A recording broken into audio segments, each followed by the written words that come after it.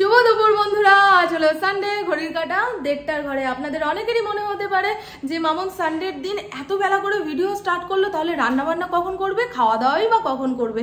রান্নাঘরে সবকিছু জোগাড়যন্ত্র করে রেখে এসেছি, কড়াইয়ের মধ্যে দিয়ে নাড়িয়ে চাড়িয়ে নামিয়ে রাখলেই রান্না হয়ে যাবে। আজকে দুপুরবেলা ইন্দ্র খেতে আসবে না, ওর ফুটবল ম্যাচ রয়েছে, ফিরতে ফিরতে ওই 7:30 8টা বেজে যাবে।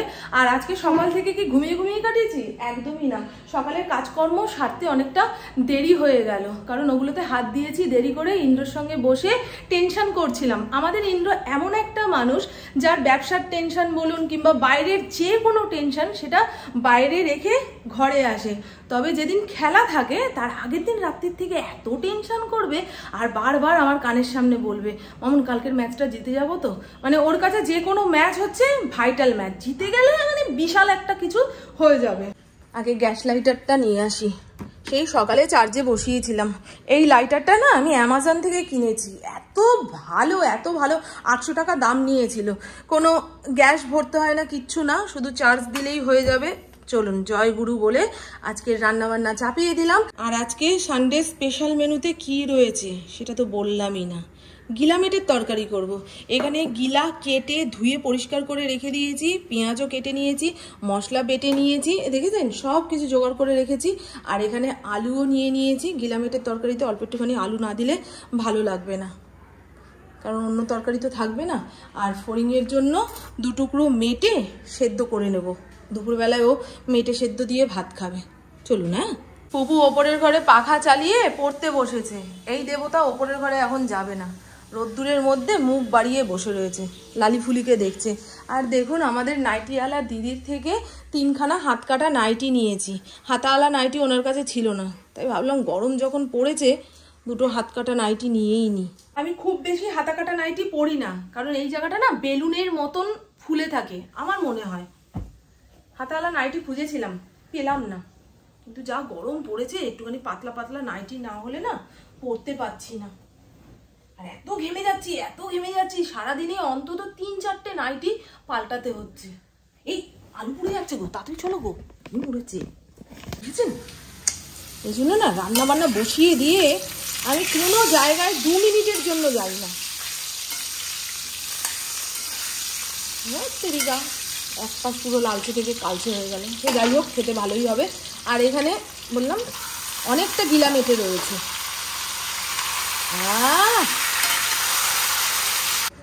এখানে ফড়িংয়ের জন্য যে মেটেটা তুলে রেখেছিলাম, হলুদ দিয়ে সেদ্ধ করে রেখে দিই, আজ অনেক দিন পরে মেটে দিয়ে ভাত খাবে। চলুন 3টে গ্যাসে 3টে বসিয়ে দিয়েছি, এটা আস্তে আস্তে হতে থাক। ততক্ষণে আমি আপনাদের একটা কথা বলি। বেশ কিছুদিন যাবৎ আমি আপনাদেরকে অভিযোগ করছিলাম যে আমার পেটের ভেতরের দানা পানি কখনো আটকে যাচ্ছে, কখনো পেটে বিপ্লব হচ্ছে, আবার কখনো কোষ্ঠকাঠিন্যর সমস্যা হচ্ছে। মানে আমার পেটের অবস্থা কখন কিরকম আমি নিজেও বুঝতে পারছিলাম না। এটা যখন আপনাদের বলেছি, আপনাদের মধ্যে কয়েকজন সাজেশন দিয়েছেন যে মামুন সকালবেলায় ঘুম থেকে উঠে ইসব ফুলের ভুসি খাও, আর না হলে চিয়া সিডস খাও। ইসব ফুলের ভুসি তো আমার ঘরে ছিল না, চিয়া সিডস ছিল। কয়েকদিন যাবত, মানে 7 দিন হয়ে গেল, সকালবেলা ঘুম থেকে উঠে উষ্ণ গরম জলের মধ্যে চিয়া সিডস ভিজিয়ে আমি খাচ্ছি। এখন আমার পেটের কন্ডিশন খুবই ভালো, মানে যা দানা পানি আছে সকাল সকাল বেরিয়ে গিয়ে সারা দিন আমি একটা শান্তি বোধ করছি। এই তো আমার সমস্যা, পেটের সমস্যা কিংবা শরীরের সমস্যা শুনলে অনেকেই বিরক্ত হন, তোমার খালি ওই একই কথা, ঘাড়ে ব্যথা পেটে ব্যথা। যদি আপনাদের না বলি, আপনাদের মধ্যে কিছু ভালো মানুষ আছেন কিংবা আমার মতন সমস্যায় অনেকেই ভুগছেন, তারা যেভাবে চলেন সেইভাবে বুদ্ধি দিলেন, সেভাবে আমি চললে আমারও হয়তো উপকার হবে, এটাই না। আজকে গিলা মেটের তরকারিটা তেল মশলা দিয়ে জবজবে করে রান্না করেছি, তাই ভাতের পাতে 1 টুকরো শশা না নিলে ঢেকুর উঠতে চাইবে না। আর এত শুকনো শুকনো করে রান্না করার আরও একটা কারণ, কালকের ডাল রয়েছে। ইন্দ্র যদি চায় তো ডাল দিয়ে মেখে গিলা মেটের তরকারি দিয়ে খেতে পারবে। যেদিন একটুখানি ডাল থাকে তরকারি শুকনো করলে কোনো অসুবিধা হয় না। শশার কি অবস্থা, ঘরে থাকতে থাকতে শুকিয়ে গেছে। ফড়িংকে খেতে দিই, ঘড়ির কাঁটা 2টোর ঘরে। আলুটা এখনো ভেতর দিয়ে না সেদ্ধ হয়নি, সাইডগুলো খুলে খুলে যাচ্ছে, এই হচ্ছে বড় দোষ। বড় বড় করে আলু কাটলেই না এরকম হয়, সাইড দিয়ে সেদ্ধ হয়ে খুলে বেরিয়ে মশলার সঙ্গে মিশে গিয়ে তরকারির স্বাদ নষ্ট করে দেবে, কিন্তু ভেতরটা এই যে খুন্তি চুবালেও চুবতে চায় না, ভাবতে পারছেন? আর আজকে সুজাতা অনেক দেরি করে বাসন মাজতে এসেছে, আর বাসন মাজার পরে দেখুন টেবিলের ওপরে ঝুলনের পুতুল সাজানোর মতন বাসনগুলোকে সাজিয়ে গুজিয়ে রেখে গেছে। এটা গতকালকের বাসন, গোছানো হয়নি, আজকের বাসন হচ্ছে ওইটা। এতগুলো বাসন দেখে ভাববেন না যে সুজাতাকে একদিনে এতগুলো বাসন মাজিয়েছি, না, কালকের বাসনগুলো যেভাবে ছিল সেইভাবেই রেখে দিয়েছি। কিছু করতে ইচ্ছা করছিল না, হয় না এক একদিন কিছু করতে ইচ্ছা করে না। আমার মনটা না এখন সংসার থেকে বাইরে ছুটে গেছে, খালি মনে হচ্ছে একদিন দুদিনের জন্য যদি কোথাও ঘুরে আসতে পারতাম তাহলে আবার এনার্জি সহকারে সংসারটা করতে পারতাম। বুঝেছো বাবা, মনের খবর কেউ রাখে না, কেউ রাখে না। ইন্দ্র তো সেই সন্ধ্যের সময় আসবে, যদি দুপুরবেলা ঘুমিয়ে পড়ি সারা ঘর পুরো অন্ধকার হয়ে থাকবে এখানে, তাই এই লাইটটা শুধু জ্বালিয়ে রেখে দিলাম। আর দেখুন কালো থালার মধ্যে ঝোল তরকারি বেড়ে নিলে কি ভালো দেখতে লাগে না? এর আগের দিন কেউ কমেন্ট করেছিলেন যে তোমার আর পুপুর জন্য থালা আনলে, প্লেট আনলে, কি হয়েছে? ইন্দ্রদার জন্য তো আনলে না, ইন্দ্রদা প্লাস্টিকের প্লেট পছন্দ করে না। আমার ঘরের অবস্থা দেখুন, দুপুরবেলা শুয়ে বসে একটুখানি টিভি দেখেছি, তারপরে এইরকম অবস্থা। আর ফিরিঙ্গি বাবু শুয়েই রয়েছে, ভাবছি বিছানা চাদরটা পাল্টে দেবো আর ঘরের ফার্নিচারগুলো একটুখানি ঘষে মুছে নেব। বাইরে রোদ রয়েছে, দেখুন ঘড়ির কাঁটা 6টার ঘরে চলে গেছে, তো তবুও বাইরে রোদ রয়েছে, আবার ঝিপঝিপ করে বৃষ্টি হচ্ছে। এই ধরনের বৃষ্টিকে ছোটবেলায় বলতাম, মানে এই ধরনের বৃষ্টি দেখলে ছোটবেলায় মনে হতো শিয়াল কুকুরের বিয়ে লেগেছে, বলতাম না? আজ অনেক দিন পরে এই বিছানার চাদরটা পাতবো। বৃষ্টি হলে কি হবে, গরম কমছে না, সেই একটা ঘেমো গরম ছেড়ে বৃষ্টি বিদায় নিল। এই যে এখন পুরোপুরি কমে গেছে।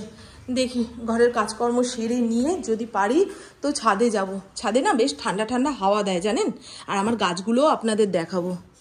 রবিবার দিন সন্ধেবেলায় গাছের একটু যত্ন নেওয়ার সময় পাই, বুঝলেন?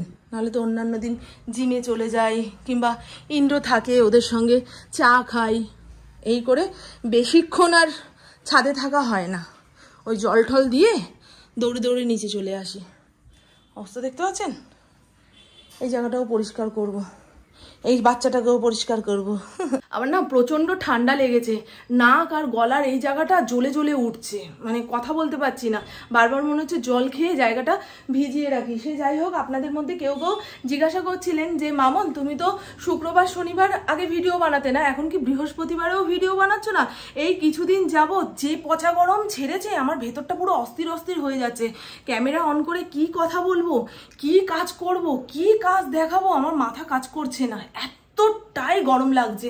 জানি না পৃথিবী শুদ্ধ লোকেরই কি এরকম গরম লাগছে, না আমারই গরম লাগছে, হ্যাঁ কেমন অস্থির অস্থির লাগছে। খালি মনে হচ্ছে কি পাখা চালিয়ে এসি চালিয়ে বসে থাকি। এ মাসের লাইটের বিল কত এসছে জানেন? 10,000 টাকা, যদিও 2 মাসেরটা একসঙ্গে এসছে। ইন্দ্র তো দেখেই ব্যাস কি চিৎকার চেঁচামেচি শুরু করেছে যে বাথরুমের লাইট অফ করো না, রান্নাঘরের অতগুলো লাইট জ্বলে, এই কারণে কারেন্টের বিল এতটা আসে। কারেন্টের বিল বেশি আসলে না আমাদের ঘরে একটুখানি অশান্তি ঝামেলা লেগে যায়। বিছানার চাদর যখন পাল্টাবই, পাখাটাকেও পরিষ্কার করে নিয়েছি আর দেওয়ালের ঝুলগুলোকেও ঝেড়ে দিচ্ছি। গাটা পুরো ঘামে প্যাচ প্যাচে হয়ে গেছে, তো তার উপরে দেয়ালের এই আলগা ধুলোগুলো গায়ে এসে পড়ছে, আরও যেন কাদা কাদা ঠেকছে। গা হাত পা যতক্ষণ না ধুতে পারবো ততক্ষণ শান্তি নেই। দেওয়ালে এক ফোঁটাও ধুলো নেই, তবু ঝেড়ে দিলাম। আবার পরের সপ্তাহে বিছানার চাদর যখন পাল্টাবো তখন এই সমস্ত কাজগুলো করব। আমার এই সমস্ত এখন বাতিকের পর্যায়ে চলে গেছে। খালি মনে হয় কি এখানে ঝুল রয়েছে, ওখানে ধুলো রয়েছে।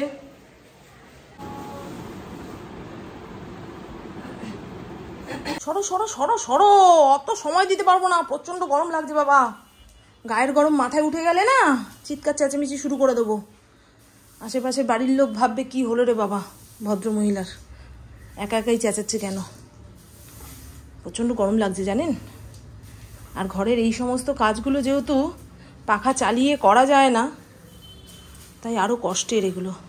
ও ইন্দ্র, কি খবর? যেতাম ছেড়ে গেলে আরেকটুর জন্য। কি বলেছিলাম বন্ধুরা, 30 সেকেন্ডের মধ্যে রেজাল্টই একই রকম। একই রকম এত কপাল সাথ দিল না আজকে। যা দেখলেন বন্ধুরা, আজকেও ইন্দ্রর কপাল নাকি সাথ দেয়নি। আর একটুর জন্য জেতা ম্যাচ হেরে গেল। 33 কোটি দেবতাকে ভালো করে ডেকে নিয়ে তারপর মাঠে নামতে হয়। কতবার শিখিয়েছি, বুঝেছো? চলো এবার গা হাত পা ধোবো, কারণ পাগল পাগল লাগছে, মাথা পাতা ঘুরছে। আজকের লাস্ট কাজ হচ্ছে নাইটিওয়ালা দিদির থেকে যে নাইটিগুলো রেখেছি সেগুলোর নিচটা একটুখানি সেলাই করে ছোট করে নিতে হবে, নাহলে পরতে পারবো না। 2টো নাইটি সেলাই করব, 3টে এনেছি। এইটার সুতো নেই, মায়ের বাড়িতে গেলে এই কালারের একটু সুতো নিয়ে আসবো, তারপরে এই নাইটিটা সেলাই হবে। আপাতত মেশিনের মধ্যে অরেঞ্জ কালারের সুতো ভরা রয়েছে, হলুদটা আর লালটা এই সুতো দিয়েই চলে যাবে, কিন্তু ওইটা যদি সেলাই করি তাকিয়ে থাকবে। এখন যদি সেলাই না করি না, পরে আর ইচ্ছা করবে না, জানেন? এই সেলাইয়ের আলিশতে পরেই থাকবে নাইটিগুলো। করি, হ্যাঁ চলো। আর খেলা নেই তো আজকে, শেষ তো নাকি? ও আরো আছে, আরো 3টে? ওরে বাবারে বাবা, তাহলে তো টেনশন তোমার।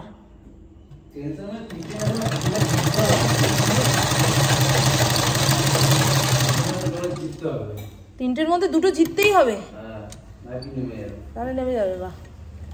একটা টাইমে আমি যখন মেশিনের কাজ করতাম, মানে পাড়া প্রতিবেশীর ব্লাউজ বানাতাম, তখন আমার কাছে কাঁড়ি কাঁড়ি সুতো থাকতো। আর এখন যেহেতু নিজেরটা বানাই, শুধু রানী কালারের সুতো ছাড়া আর কোনো সুতো আমার কাছে পাওয়া যাবে না, কারণ রানী কালারের ব্লাউজটাই আমি বেশি পরি, বেশি বানাই। সামনের রাস্তাটা কি অন্ধকার দেখতে পাচ্ছেন, জানি না পোস্টের লাইটগুলো জ্বলছে না কেন। রাস্তাঘাট বর্ষাকালে না এরকম অন্ধকার থাকলে ভাল লাগে না, চলতেও তো অসুবিধা হয়। ইন্দ্রবাবু সন্ধ্যা পুজো দিয়ে গেছে, আমি এবারে ঝপাঝপ গাটা ধুয়ে নিই। মোটামুটি 10-15 মিনিট লাগবে আমার গা ধুতে, পারছি না, চোখ মুখ পুরো জ্বালা পোড়া করছে। উড়ুম দুরুম করে একসঙ্গে অনেকগুলো কাজ করার পরে না, এই গরমে বুকের ভেতরটা কেমন ধরাস ধরাস করে, মনে হয় এক্ষুনি দমটা আটকে যাবে। জল তেষ্টা পাচ্ছে প্রচণ্ড, একটু জল খেয়ে ঘামটা শুকিয়ে নিয়ে তারপরে যাই, তাই না? মা আমাকে তো জলের বোতল দেয়নি। হ্যালো বন্ধুরা, আমরা প্রত্যেকেই সারা বছর কম বেশি হেয়ার ফলের সমস্যায় ভুগি, তবে বর্ষাকালে হেয়ার ফলের সমস্যা যেন দ্বিগুণ বেড়ে যায়। যেই জায়গা থেকে চুল উঠে গেল সেখানে যদি পুনরায় চুল না গজে তাহলে টাকের সমস্যা দেখা দিতে পারে। তাই মামাআর্থ আমাদের জন্য নিয়ে চলে এসেছে যে rosemary hair growth oil, rosemary anti hair fall shampoo, rosemary anti hair fall conditioner. এই 3টি প্রোডাক্টের মধ্যেই রয়েছে রোজমেরি আর মেথি দানার উপাদান। রোজমেরি হেয়ার গ্রোথে সাহায্য করবে আর মেথি দানা আমাদের হেয়ার ফল কন্ট্রোল করবে।